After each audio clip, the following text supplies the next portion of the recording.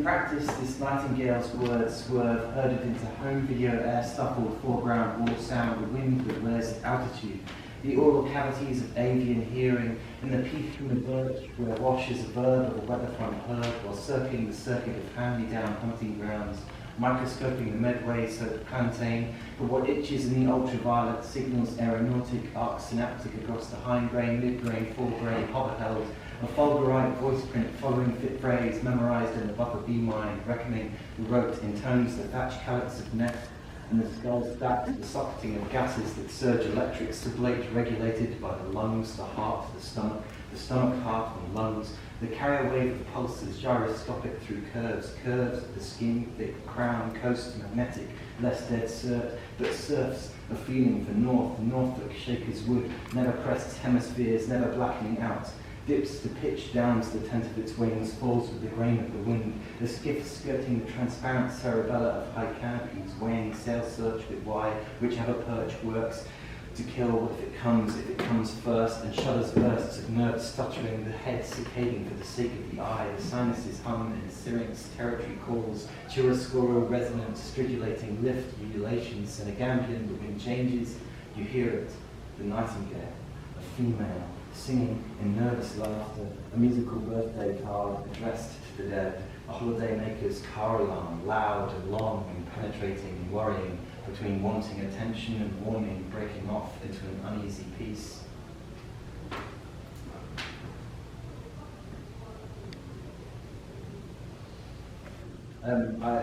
Something a bit lighter, I thought about interviewing various trees because I was commissioned to write poems about trees, and there are so many, and what you do, and so I sort of imagine myself hovering around with a large, magnificently large pair of headphones and a microphone, shoving them into canopies.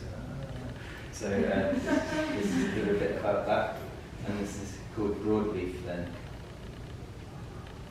As a sapling, I felt more top-heavy than most, that being under the laddered shadow of the storied crowns was the most natural thing in the world.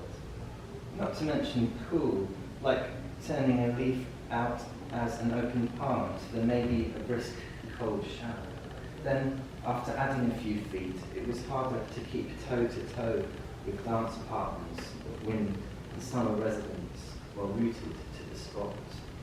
I swayed my arms to the music of the spring tables, an audience of harvestmen, a mosaic of leaf litter, millipedes and burdock. I put my feelers out for the different kinds of water quiet. Spring like pulling off a scoop mask. Every summer feeling drained. The autumns I fell apart like a stone thrown for the sake of distance. Spending winters accompanied by the crunch of bicycle wheels. But quiet is only ever quiet by comparison.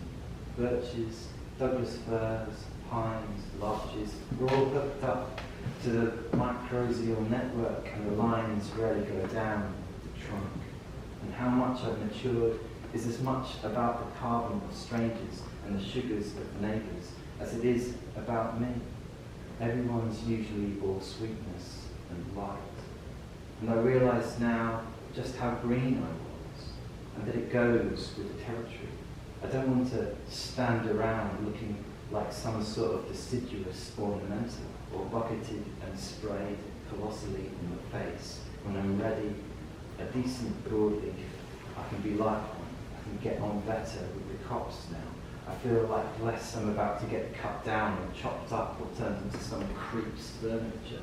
I'm all about giving back to the community.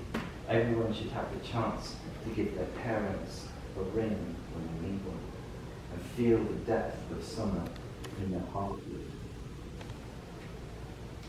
This last poem was about Mars. I ended up writing a lot about Mars. I don't know why. This is called Soul, the Martian Day. Photographs. Like a slowing frisbee beyond the reach of the jump, flies up the stairs of Gale's Chasm, just as fissures, like fires seen from a motorway, gush terracotta streaks of smoke across Tharsis bearded with refrosted gas clumps of sandy ash and ashy brick-red sand at the feet of cliffs of ice more ancient than the moon, that steam like tropical rain in reverse into the birdlessness, the 4 long minutes of nothing between us and copy that. Let's confirm ideas of a once warm, wet world. We might witness a near-silent, cataclysmic explosion. The ocean will boil, gallop, and seize like living myth. But perhaps tomorrow, it's almost earth-set, and now we're off to see if we can throw Jake high over the roof of the lab. What a shame.